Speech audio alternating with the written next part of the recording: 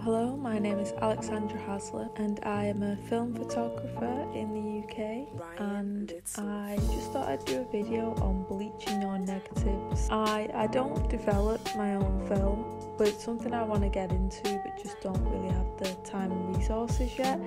I've been looking at ways I can be more physically within the process of film photography. Aside from shooting it, I've just recently, within the past year, been scanning my own film. So I just felt like there was a lot of negatives I had that were just either dud photographs or I just don't really need them anymore. And yeah, let's get into it.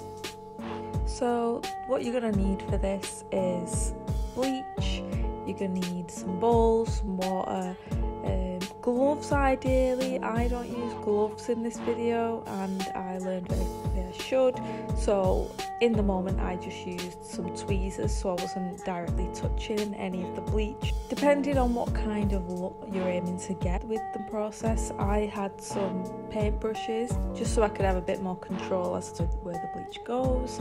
I would always recommend using a test strip of a negative that you don't even have an image with, because you can see with your water dilution how quickly it's going to react. From what I've noticed, different film stocks react differently to the bleach.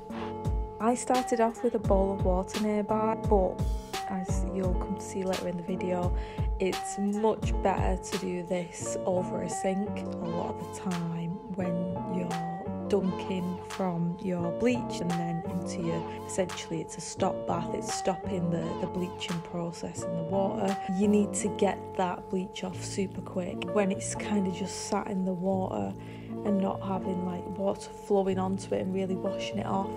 I kind of noticed that the chemical reaction was still happening even within the tub of water I had. I started off with a bleach dilution with water. I would definitely recommend doing this, especially to start with, because the bleach's reaction is super quick and sometimes it's so quick you just lose your image completely. So at this point I'm using the paintbrush to brush over the negative in a more controlled way. I was trying to avoid the subjects in the middle, but as I will come to notice later on, I was bleaching the wrong side of the negative.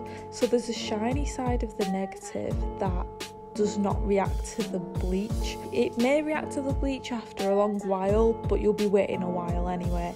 So you should always, when you look at your negative, there's a matte side and a glossy side. The matte side is where you want to be putting your bleach. That's when I noticed it and quickly washed it off and started around the other side, and it started reacting right away. So learn from my mistakes. For this photograph, when I realised that the chemical reaction was still happening even when the negatives were in the water to stop the bleach reaction, I started wiping the bleach off under the water with a brush, and that created a lot of streaking, which I personally liked for this particular negative. I feel like it gives it quite a painterly look, especially with all the mixed colours, but it's just something to note because not everyone's looking for big streaks on the negatives. It was just super interesting to see with the different type of film stocks and negatives that I had, how they reacted to the bleach. Some completely washed the negative out to green, some pink. So this is when I moved over to the sink, definitely a much more practical area, and this is where I was doing straight up bleach, no kind of dilution whatsoever, and as you can see I completely wash off the image, which is super sad, but that's why you've got to not be precious about these negatives that you're experimenting with. Quite a few images are from a shoot I did for Lomography, testing the Lomo Apparat camera. I was shooting on Lady Grey 400, Lomography's black and white film stock. When I was bleaching these particular negatives, the reaction was ridiculously quick. In the space of 2 seconds, the image was gone.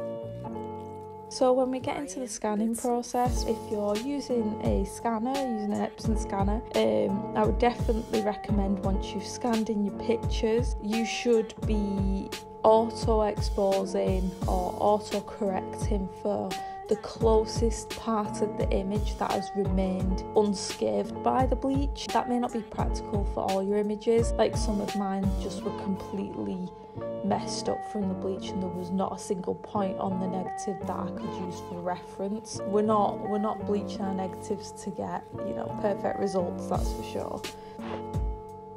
The real question is, how do I feel about these images? Like, do I feel like this was a success? Well, yeah, considering that I got into a flow of it and actually recovered some of the images that I'd melted off, I would consider that a success. Do I like the results is a whole other question. The colour photos, for the most part, I don't like. They look like 2006 Photoshop edits. They're definitely stylistic. The black and white ones, however, I love these so much. I think this bleaching process works so well with black and white. It gives it texture. I would say it gives it an age to the image. I love them. I think it was a massive success for the black and white negatives. I hope you enjoyed this video and it inspired you to maybe destroy your negatives. Thank you very much for watching and see you soon.